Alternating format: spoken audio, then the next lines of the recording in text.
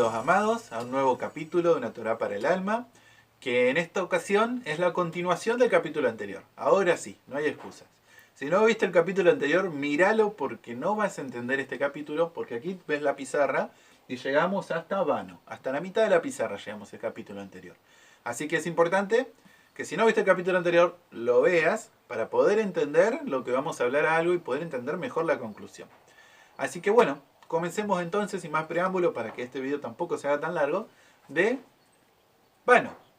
Bueno, es interesante ver que aquí, donde leímos sobre los pastores que aparecen inútiles, ¿no?, en esta versión, pero son vanos, y aquí es la palabra que es Elil, que también son ídolos, son dioses, ¿no?, que se trata de un ídolo. Dice que el pastor que es vano, inútil, también podríamos traducirlo que el pastor que es un ídolo, es alguien que se aprovecha de sus ovejas, que no las alimenta, que no hace el trabajo que Elohim le manda a hacer a un pastor, por eso justamente lo denomina como un pastor inútil, como un pastor vano. Pero vamos a escudriñar, vamos a buscar un poquito más detrás de esto, y fíjate que en Zacarías 10, el capítulo anterior, versículo 1 y 2 nos dice: pedid a Jehová lluvia en la estación tardía. Jehová hará relámpagos y os dará lluvia abundantemente, y hierba verde en el campo a cada uno. Porque los terafines, fíjate que aquí lo traducen textual, han dado vanos oráculos, y los adivinos han visto mentira, han hablado sueños vanos, y vanos es su consuelo, por lo cual el pueblo vaga como oveja, y sufre porque no tiene pastor. Aquí los oráculos son profetas, vas a encontrar en otras versiones. Ahora, ¿qué pasa cuando el profeta o cuando el pastor es vano, es inútil, es un ídolo? El pueblo vaga como sin pastor. Y esto lo vimos al principio, cuando leímos la cita de Jueces. Viste que el pueblo estaba confundido, estaba vagando, no sabía cómo eran las maneras. ¿Por qué? ¿Por qué? ¿Qué decían Jueces? No había rey, no había pastor, no había un profeta instruido que esté cumpliendo la función que le envió Elohim para que pueda enderezar, para que pueda dirigir, para que pueda llevar entendimiento a ese pueblo que está vagando como pastor, como oveja sin pastor. Lo mismo dijo Yeshua en el Nuevo Testamento, ¿no?, que vio al pueblo que estaba en esa condición. Vamos a ver una más, un ejemplo de esto en Jeremías 14.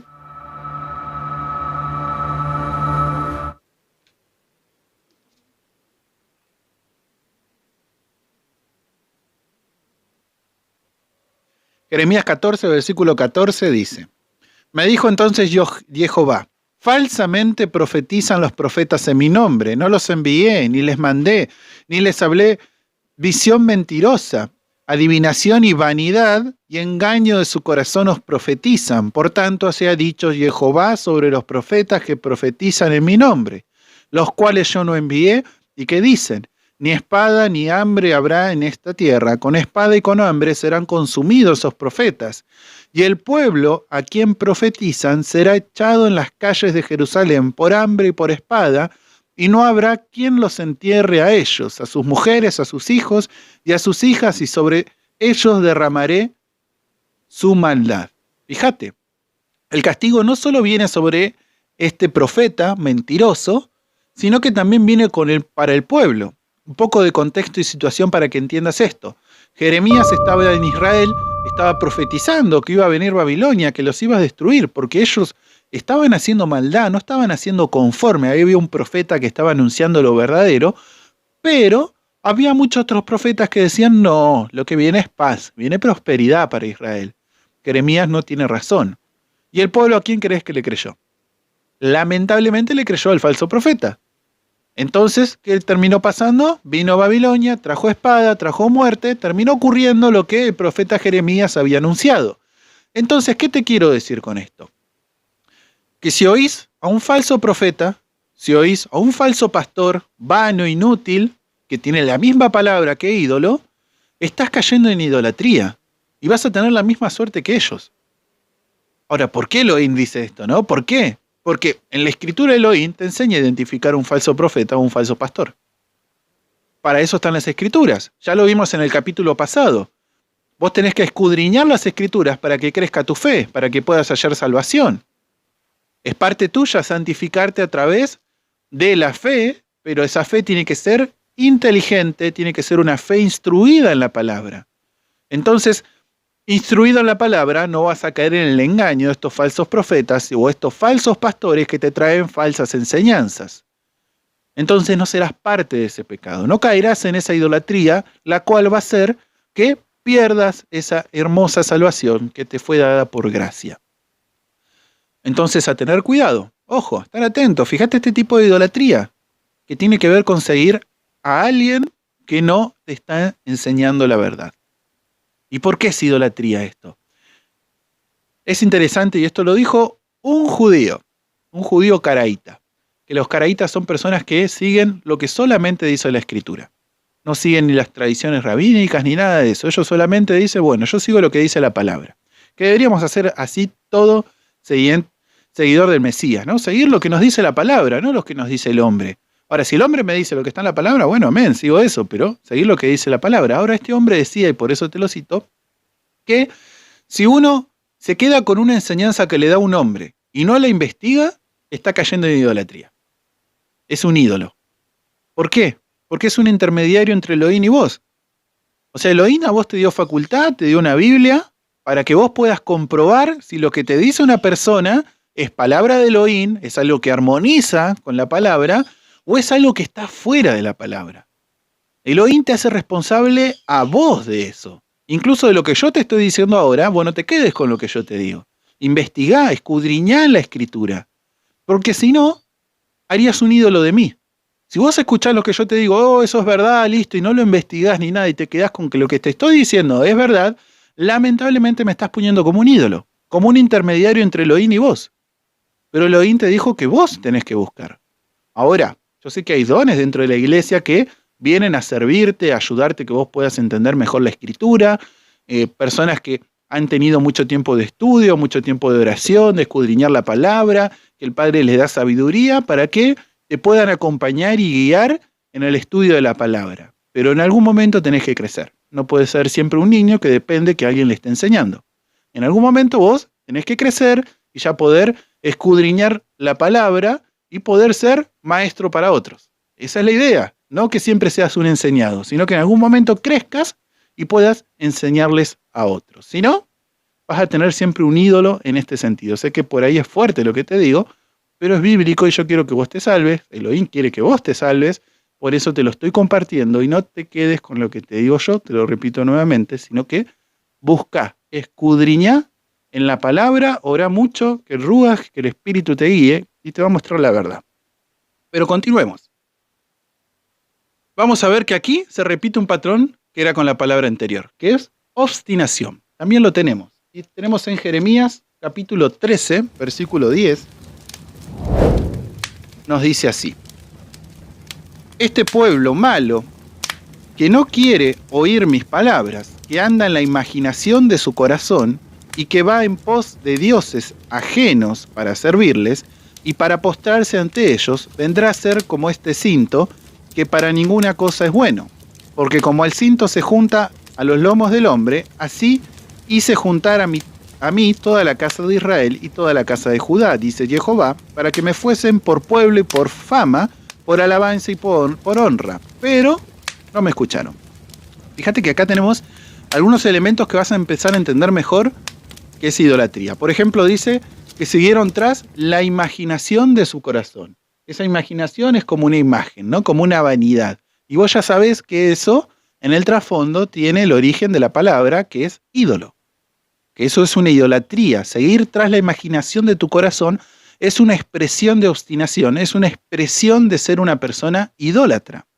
Que incluso también por eso nos dice que van en pos de dioses ajenos. Ahí entendés bien claro que dioses es Elil, que es una palabra que tiene que ver con ídolos, con idolatría. Ahora, este pueblo hace esto, va tras la imaginación de su corazón, por eso sinónimo va tras dioses ajenos, el dios del yo, que creo que es el dios más difícil de ver, el ídolo más difícil de asimilar cuando estás haciendo tu voluntad, tu yo. Ese es un ídolo que no tiene una estatua, que no está tallado en una madera, está tallado en tu corazón, en tu mente y está siguiendo lo que vos querés. Cuando alguien te trae palabra y te dice, hermano, acá mire, la palabra dice tal cosa, y vos decís, no, yo voy a seguir haciendo lo que quiera, ahí tenés un ídolo. Ahí estás siguiendo a un Dios que sos vos mismo. Pero, este pueblo, ¿qué característica tenía además de esta, no? dice, yo los quise traer, yo los quise ajustar, dice Jehová, ¿no? Quise ajustar ese camino, ¿no? El cinto que incluso a mí me han corregido con un cintazo, pero dice que los quería traer de vuelta al camino. Pero ¿qué pasa? No obedecieron.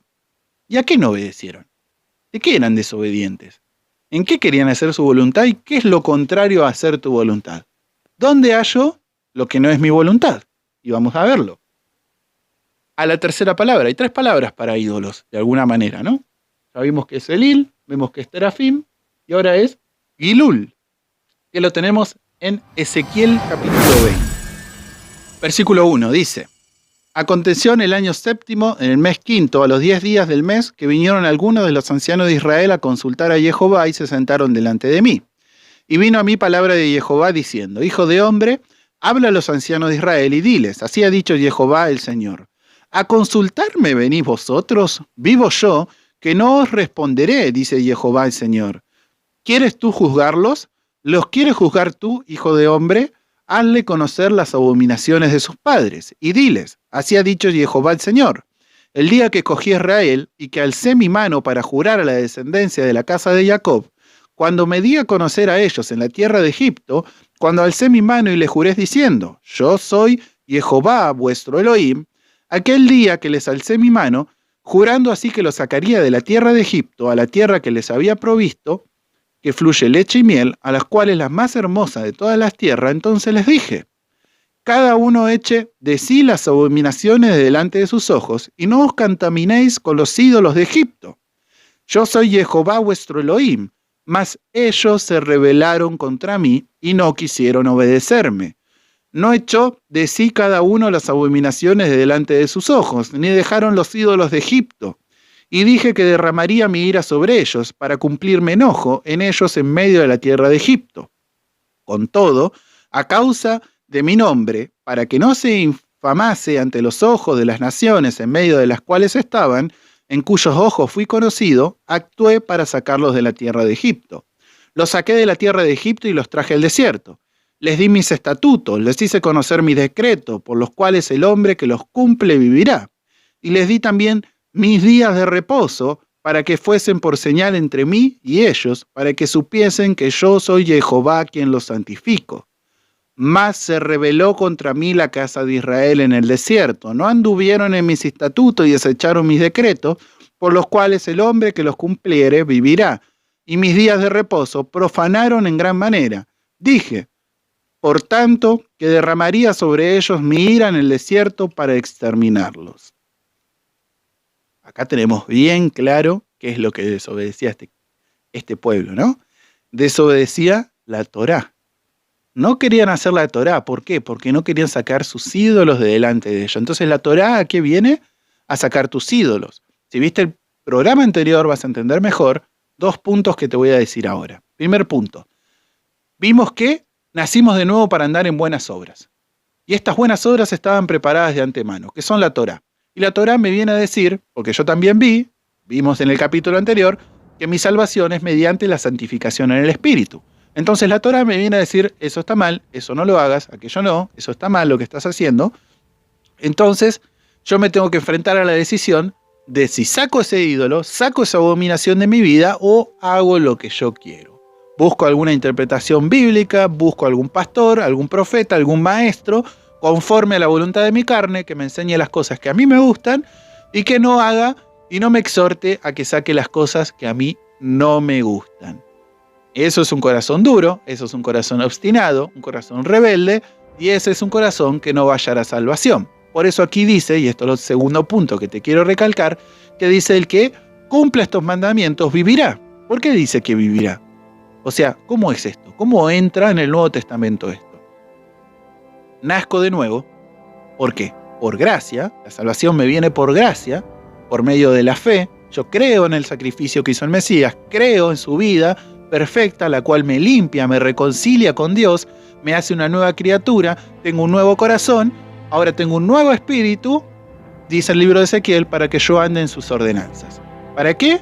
Para que yo no vuelva a la condición que estaba antes, que necesitaba liberación, sino que ahora la Torá, por amor a Elohim, por amor a su salvación, por amor al sacrificio que él hizo, yo la guardo sigo esos caminos porque entiendo que esos caminos, esa disciplina, esa instrucción es para vida. Por eso dice, el que haga estas cosas vivirá. No es que yo guardo la ley, porque guardo la ley me salvé. No, mi salvación es por gracia, por lo que hizo Yeshua, porque soy un pecador, pero el lugar que ocupa la Torá viene para después, para los caminos en los cuales yo tengo que andar, para, como decía el apóstol Pedro en el capítulo anterior que leímos, que el propósito de esa fe, el propósito de que yo pueda andar en esos mandamientos es para ser salvo de la ira venidera. La segunda parte de la salvación que tiene que ver con que soy librado de la ira que traerá el Cordero cuando vuelva en su segunda venida. Entonces, creo que se entendió bien esta parte, de dónde entra la Torá y a qué estaban desobedeciendo. Entonces, en este sentido, por eso la obstinación es un ídolo, porque la obstinación y la rebeldía es hacia la Torá y no te permite hacer esas cosas que tienen el propósito de que vos no vuelvas a caer en el pecado, que no vuelvas a ser siervo del pecado y necesites en tal caso que el Mesías vuelva a morir por ti para volver a liberarte. Por eso la Torá ocupa su lugar y por eso la idolatría se compara a la obstinación y la adivinación a la rebeldía. Ejemplos en el Nuevo Testamento de esto, porque ahora te leí todo el Tanaj, creo que está bueno que te lea todo el Tanaj, porque lo vimos en la Escritura, que ahí es donde uno va a encontrar esos consejos, esos caminos, esos estatutos para crecer en la fe, ¿no? Pero te quiero leer en el Nuevo Testamento para que veas que también esto está ahí. Pasa, y esto por último te quiero aconsejar esto, te aconsejo leer la Escritura de Génesis a Apocalipsis, no empezar de Mateo. La Escritura no empieza en Mateo, empieza en Génesis, y es todo junto, no está separado. El hombre lo separó en Nuevo Testamento y Viejo Testamento, pero está todo junto, incluso te viene un libro todo junto. Y cualquier persona que lee un libro lo lee de la primera página hasta la última. Nadie empieza leyendo un libro de la mitad de la página. Lamentablemente, con la Biblia muchas veces hacemos eso. Empezamos desde Mateo. Y si vos empezás desde Mateo, va a haber muchas cosas que no vas a entender bien, porque primero tenés que leer lo anterior, Génesis. Empezás desde Génesis y vas a ver cómo después, cuando llegues al Nuevo Testamento, te va a ser todo más claro. Pero vamos a ver, Efesios, capítulo 2, versículo 1. Y Él os dio vida a vosotros cuando estabais muertos en vuestros pecados y delitos, en los cuales anduvisteis en otro tiempo, siguiendo la corriente de este mundo, conforme al príncipe de la potestad del aire, el espíritu que ahora opera en los hijos de desobediencia. Éramos esclavos de Él nos tenía amarrados. Y este era un Dios para nosotros, porque andábamos conforme a lo que Él decía, ¿no? Era un ídolo para nosotros. Versículo 3, entre los cuales también todos nosotros vivimos en otro tiempo, en los deseos de nuestra carne, haciendo la voluntad de la carne y de los pensamientos, y éramos por naturaleza hijos de la ira, lo mismo que los demás. Fíjate que hasta aquí tenemos esta obstinación, esta rebeldía. ¿Cómo era nuestra condición? ¿Cómo estábamos? Obstinados y rebeldes. Sirviendo a un ídolo, sirviendo al príncipe de la potestad, y hacíamos las cosas conforme a su voluntad. Yo te podría decir que es conforme a su ley. Entonces la idea de haber sido liberados por Yeshua es que vos después no andes conforme a esa ley, no andes conforme a la naturaleza pecaminosa, no andes conforme al príncipe de los aires, no andes conforme a su enseñanza. ¿Y qué es lo contrario a la enseñanza? ¿Cómo yo sé que algo es la enseñanza del enemigo? ¿Qué dice Pablo? Por medio de la Torá. Por medio de la Torá yo sé que codiciar está mal. Si la Torá no dijera que codiciar está mal, yo no sabría que eso está mal. Entonces, ¿cómo descubro el pecado? ¿Cómo sé que eso está mal? Por medio de la Torá. Por eso tengo que hacer lo que me dice la Torá. Por eso es vida, en contraparte del pecado, que es muerte. Y fíjate en Romanos 1, que va en la misma línea, pero te voy a leer algunos versículos de Romanos 1, versículo 21, que dice así: pues habiendo conocido a Elohim, no le glorificaron como Elohim, ni le dieron gracias, sino que se envanecieron en sus razonamientos y en su necio corazón fue entenebrecido. Obstinación. Profesando ser sabios, se hicieron necios y cambiaron la gloria de Elohim incorruptible en semejanza de imagen de hombre corruptible, de aves, de cuadrúpedes y de reptiles. Fíjate, el hombre en ese sentido, tu razón, tu yo, tu obstinación, seguir tras la imaginación de tu corazón.